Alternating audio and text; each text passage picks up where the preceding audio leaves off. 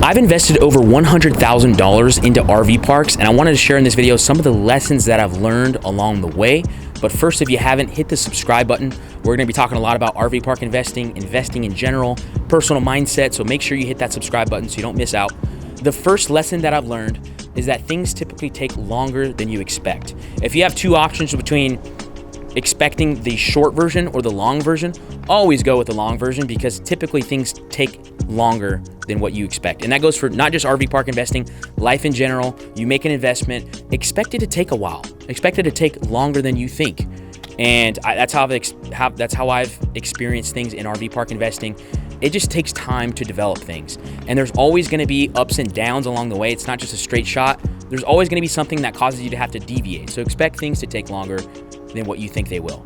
Lesson number 2 that I've learned is expect things to cost more.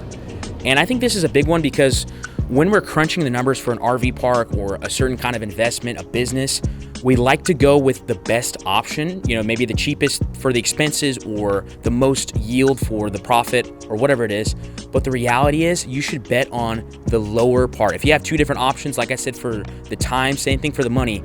If you have the two different options for what you think it'll be, either the lower end or the higher end, always bet on the lower end. And if it ends up being higher, that's great.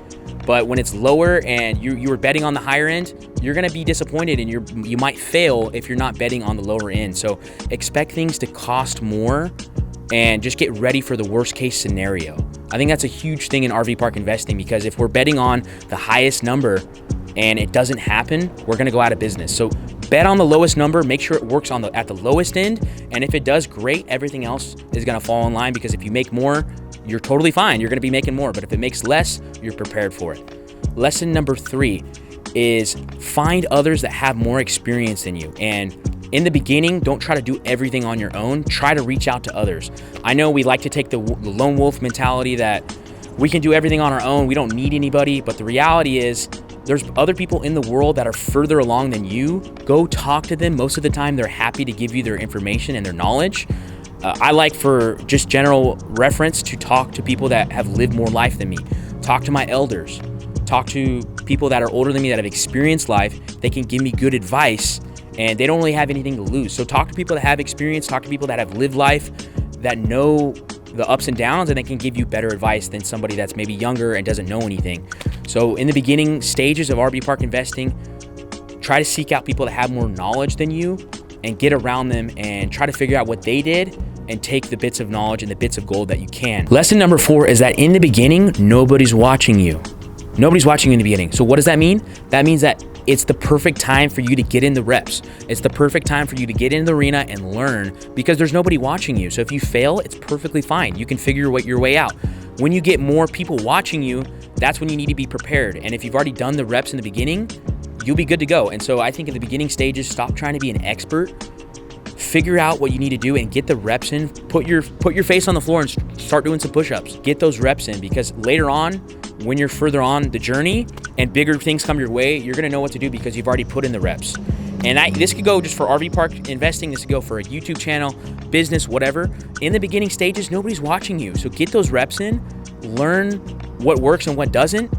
And then when the hard things come your way, you're gonna know what to do. All right, and lesson number 5 is start today. We could warm game it all we want. We could think about the best case scenario. We could try to find the perfect piece of land. We could try to do everything right, but the reality is it doesn't start until you actually start. You have to go and actually make things happen. You have to turn the camera on. You have to actually put the rubber to the road. And I think that's one of the biggest struggles that we all have, is that we don't even start. You got to just start somewhere. And take the lower hanging fruit if you have to. Start with mobile home flipping. Start with whatever it is. Maybe you just kind of you help somebody out at an RV park and you try to figure out, how does this work?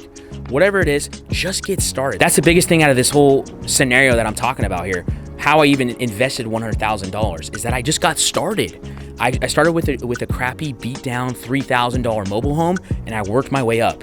But if you're just watching YouTube videos the whole time and you haven't started yet, I encourage you just get started. Just get started somehow, some way.